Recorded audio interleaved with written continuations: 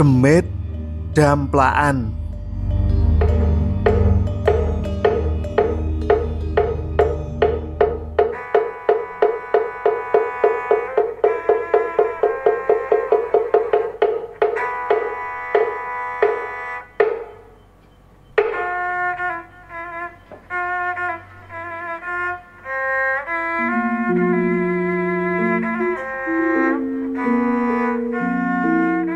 Bapak Sarjono, ngono undang-undangane guru SMP Muhammadiyah sing isih Joko saka dusun Plembon, Sendangsari, Minggir, tlatah Ngayogyakarta iki.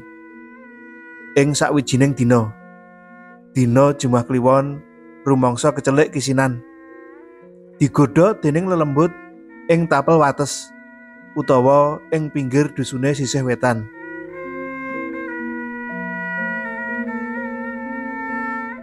Ceritane, malam Jumat Kliwon nonton film layar tancep ing dusun kidule.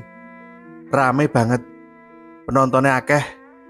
Surake mbata rubuh kanthi penonton sing nambahi ramene swasana. Bapak Sarjono ora keri asik nonton karo guyu.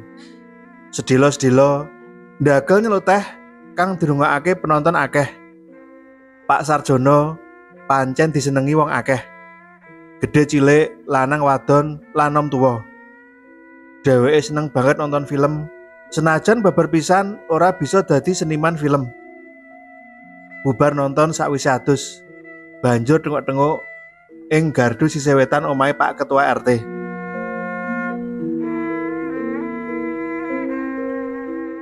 Tengok dhewe pancen nglangut rasane. Beda karo mau rikala amor kanca karo nonton ing lapangan. Sinambi udut rokok gudang garam kesenengane. Pak Sarjono tansah ngeling-eling ngendikane bapakne nalika durung mangkat nonton film mau. Prasasat kaya direkam ngendikane bapakne gawang-gawang ing pikirane, ngebaki lamunane Pak Sarjono ing wektu iku. Tembung-tembung kang tansah suminggah ing pikirane yaiku mangkene. John, umurmu wis 30 tahun. Durung kepengen rabi po? Pitakone bapakne rikala bubar maghrib ing ruang tamune.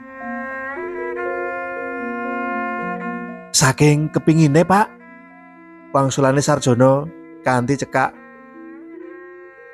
Nek wis rak yo gak kepriye. Wah, nggih ampun keseso. Kandhane Sarjono maneh. Beres, Pak. Lebar prajabatan sak mangke. Sip. Wangsulane Sarjono sajak yakin. Aja mung geguyon lho. Ngelingono yen wis tuwa, anake isih cilik-cilik, saya repot kedadeane. Tembunge bapake sajak maksakake. Dieling-eling terus ngendikane bapake. Pancen bener yen rabi ketuan bakal repot mengkone. Jam 10 Pak Sarjono mlaku ngalor parane, krungu rame-rame padha gregeran. Bareng dicedhaki. Swara rame mau jebul guyonane pemuda-pemuda kancane Pak Sarjono. Kaya biasane Pak Sarjono anut grubyuk nimbrung melu guyon. Waktu merambat saya wengi. Ora krasa saya suwe padha turu mbaka siji. Antarane jam 12 bengi, Pak Sarjono uga melu ngredak mapan turu. Jalaran wis ora ana sing kena diajak guneman. Kabeh padha turu.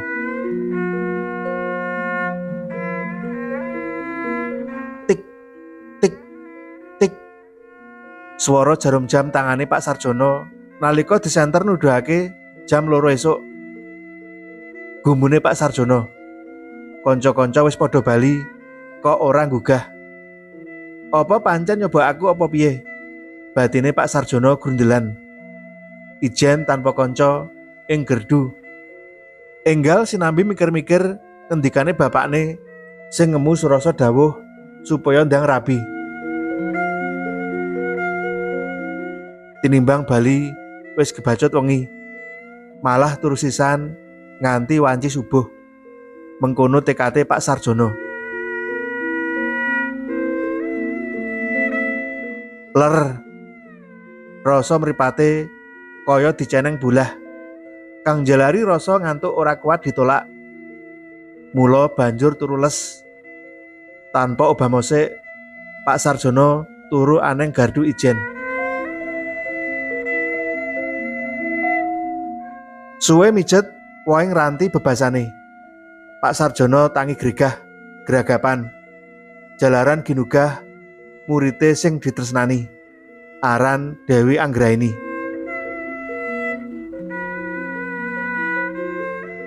Loh, Dewi? Panyarwene Pak Sarjono isih bingung. Pak, wangsulane Dewi kang ngadeg gejejer ing ngarep gardu. Nyawang gurune kang isih Joko iku. Pak Sarjono kami tenggengen. Ngawasake murite sing mung nganggo kaos sport lan celana jeans werna ireng.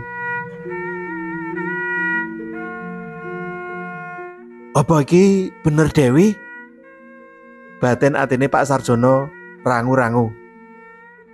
Pak, gen kula saweg panen rambutan. Lenggah mampir nggo Pak? Pangajake Dewi marang Pak Sarjono. Tanpa pinikir dawa, Pak Sarjono kaya sapi dikelui, manut nuruti pangajake Dewi. Kaya dudu guru lan murid, wong loro padha gegandengan tangan mlaku ngetan parane, liwat dalan sing katon alus rasane. Dasar isih Joko, Pak Sarjono sajak kebeneran.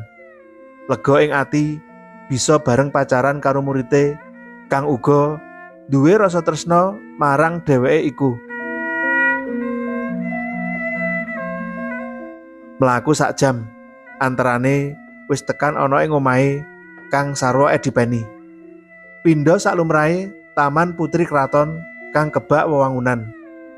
Pepaesan lan gondo kang amrik.